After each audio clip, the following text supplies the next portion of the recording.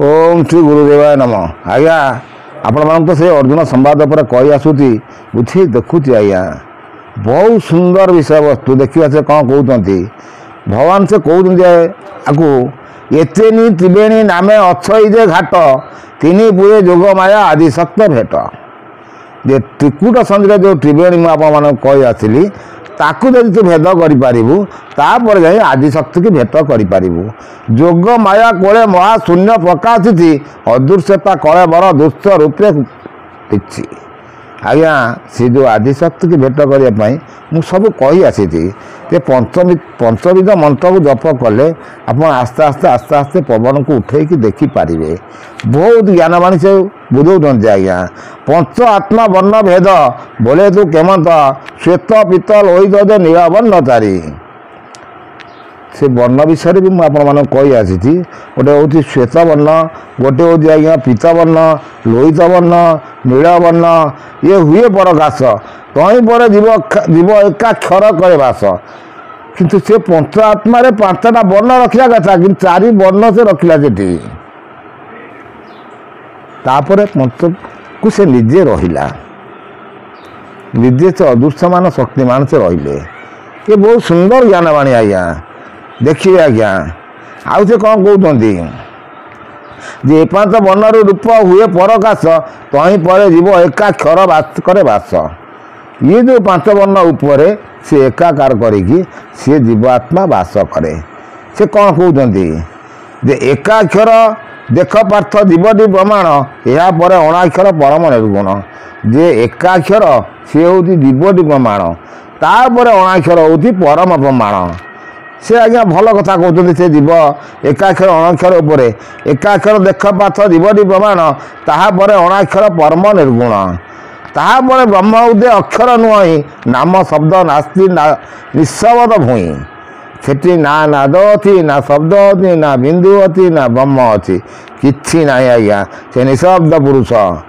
से कहते निशब्द भूई जाग्रत जे तही ना निद्रा उजागर दिवस रात्रि ना सदा निर्विकार तेरी रात्र ना ना दिन ना बाछ ना ना विच्छद ना से निर्विकार निर्विकल्प एकाक्षर उपर जे स्थान अणाक्षर जे आदि भजन मुही नाम निराकार से तार निजर कहते मो नाम हूँ मु निराकार तो हंसर गुपत मंत्र भजन टी से मंत्र जे मंत्र ताहा कहती बुझाई सुरंग भजन देवे तत्वटी परम तीर्थ अजपर पार्थ योगी मरम हंस दीक्षा गुपत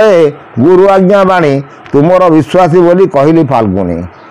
हे फाल्गुनी तुमर विश्वास बोली मुझे बुझेली ये हूँ सब आज्ञार बाणी सेठी किछि नहीं तुम ताकू जे चिंता करियो सी मरण को डरबनी मृत्यु कौन मृत्यु आसो मुझे ये घट छाड़ी आना घटे पशि निश्चित जीवी मुझे बुढ़ा होली पुणी बुला पुणी जवान हेबी पुणी पिला हेबी पुणी बढ़ी पुणी संसार करी पुणी जीवी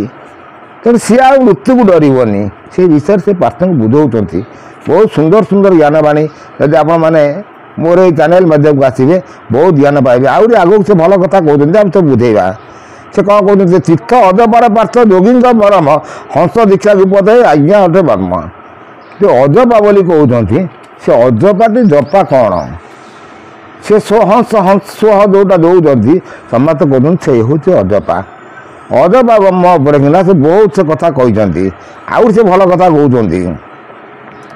50 अक्षर 12 मात्रा आदि करी समस्त आश्रित बिंदु ब्रह्मा को आवरी नाद बिंदु को भेदिले से घर को जाई ताई कह पार्थ शुण मन दे निश्चल आसन बस चंचल काटब जान जुगल उपर पाणी स्थापिब से आज्ञा जोग साधनार मार्ग को से कही आसिले हे पार्थ ते निश्चल स्थान बसिकी जे दुई जानु उपर हाथ रखिकी आप निश्चित निस्तब्ध होगी कौन कौन ध्यान कले केमी ध्यान कले ताकू कहे से विषय मुझे कहूँ शुणु धीर मन होगी से कौन कहते जानु जुगल बेनी पानी को स्थापिब बिंदु 16 कि 16 डंबर मेरुदंड पूरा सड़क होगी बसवे मेरुदंड को सीधा कर रखिए शिशुनाथ सन्धि से निपटल पिंड 8 स्थान मूर्ति दे बारणी खंजब जानू जुगल बेनी पाद को स्थापू आपण नासिका अग्र भाग को चाहबू चाहला मात्र निराकार को देखू आज्ञा निश्चय तौर बस ध्यान तू कर पालगुनी से निराकार को दर्शन कर आज्ञारे भेदबू सीना नाद तेरे वीर नाद अंत ज्योति रूप देखू मोहर से कृष्ण अर्जुन को कहते जो ज्योति स्वरूप ज्योति ब्रह्म को मोर जाए दर्शन करूँ से सब शब्द शब्द को बारिकी तू चलू उठू से भल कथा कहते आउरी भी से कौन कहते केमी कौन मुझे देखदेवी कहीदेवी ओंकार को धरी सीना ब्रह्मांड सर्जना ओंकार विष्णु उत्पत्ति होना पंच आत्मा एक हो ओंकार उदय जगिला जोगी मान को नभित भय जो जोग साधई परमानंद पाई अंत काले मो शरीर लीन से हुई जो जोगी जन से ओंकार भजन को साधिकी सी मो अंगर जे लीन हुए अंत काले मो शरीर लीन से हुई नामर महिमा तत्ते कही बही शुण जपंता विहीने तपे अजपा भजन तो सी कहते जपंता विहीने तेरे अजपा भजन अजपाटा कौन आज्ञा से अजपा उपर आम बहुत किसी कथा आलोचना कर कही आसूँ कर नाही पाद नाही नाही अंग न्यास भूमि शोधी दही नाही नाही कर न्यास अगली किरकी से कबाट नाही किछि नाही दिग बंधन दे अजपा जपुछि जीवर भजन मंत्र शुण पांडुसुत हंस होइअछि नाद शक्तिर सहित से अंत महिमा शुण कहवा किरीटी पूर्व को ताहार मुख पश्चिम को दृष्टि ऊर्ध को ताहार देख टेकी दन रूप राशि ओंकार ध्वनि की पार्थ शुण यही ध्वनि नथा रही ऊर्ध हस्ते दाए से धन जय पुणी कहूँ कथाए यही आज्ञा अजपा भजन जो समस्त बहुत प्रश्न करते अजपा भजन कौन आज्ञा से ही हंस सुहंतर जो नंबरा से जप करुँच से बुझाऊँ अर्जुन को सबू से गोटी गोटी कर कहते मुझे कही आसली तेणु ताक आम रिमुव कराऊँगी जोटा कि कौन मुझे कही आसली भूल कहली ना ठीक कहली तेणु मुझे कौन सी बही पढ़ी नी तेणु से बही की सबू ये बहीर तत्व पर मुझे कहि गोटे कैसेट कर कहि ये बहीर महात्मा कौन कहीं से सब बहुत पोथी थिला सबू मु बापा मो ग्रेजुएशन कला वर्ष सब पकई देती बापा मोठू बही खंडिक छड़े रखते कहले पुओ ये खंडक तो जीवन में बहुत कार्य लगे आ सी भी पुणी मत गोटे दिन कहि से हिस्ट्री शुणिले भी आपण मैंने तबा आईजे शुण धन जय पुणी कहूँ कथाए नासाग्रे तले हंस एका पादुकाए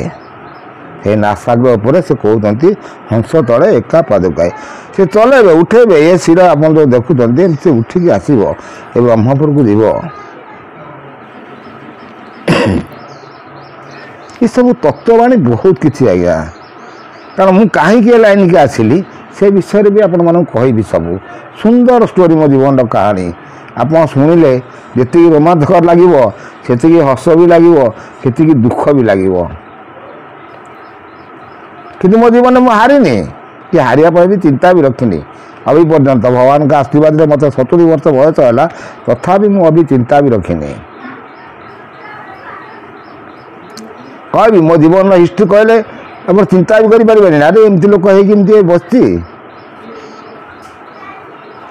पुणी नेक्स्ट अध्याय से कौन कहते पुणी बुझेदेवा आप किसी जान एत गुरु जगह कोटि नमस्कार।